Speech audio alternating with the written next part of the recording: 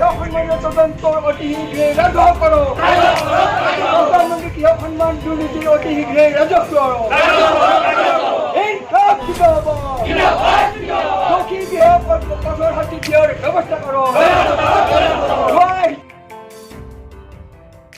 নমস্কাৰ, ৰিভিউ অসমলৈ স্বাগতম জনাইছোঁ। প্ৰধানমন্ত্ৰী কৃষক সন্মান নিধি দুৰ্নীতিৰ তদন্তৰ প্ৰতিবেদন ৰাজহুৱা কৰা, তদন্তৰ জৰিয়তে চিনাক্ত হোৱা ভুৱা হিতাধিকাৰীৰ নাম ৰাজহুৱা কৰা, দোষী বিষয়াক শাস্তি প্ৰদান কৰা, প্ৰধানমন্ত্ৰী কৃষক সন্মান নিধিৰ ভূমিহীন কৃষকক অন্তৰ্ভুক্ত কৰা, পঞ্চায়তৰ ৱাৰ্ড ভিত্তিক গাঁও সভাৰ জৰিয়তে হিতাধিকাৰীৰ নাম প্ৰস্তুত কৰাৰ দাবীত নিখিল ভাৰত কৃষক সভাৰ অন্তৰ্ভুক্ত অসম ৰাজ্যিক কৃষক সভাৰ ৰাজ্যজোৰা প্ৰতিবাদৰ অংশ হিচাপে আজি মুকালমুৱাটো বৰক্ষেত্ৰী আঞ্চলিক কৃষক সভাৰ উদ্যোগত এক বিশাল প্ৰতিবাদী সমদল মুকালমুৱাৰ মাজেৰে উলিয়াই বৰক্ষেত্ৰী চক্ৰ বিষয়াৰ জৰিয়তে অসমৰ মুখ্যমন্ত্ৰীলৈ এখন দাবী সম্বলিত এখন স্মাৰক পত্ৰ প্ৰদান কৰে।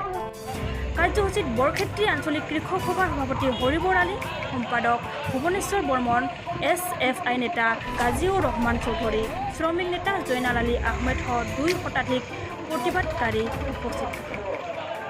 ব্যাপক দুৰ্নীতি হৈছে। কোনো কাম নকৰাকৈ ভুৱা একাউণ্ট খুলি আজি ব্লকৰ MTN ধন আত্মসাৎ কৰিছে।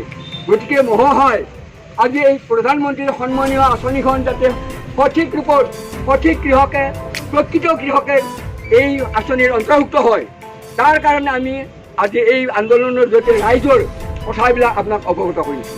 গতিকে আপুনি এই নলবাৰীৰ পৰা লাচিত প্ৰিয়াৰ সহযোগত news desk report, review Assam.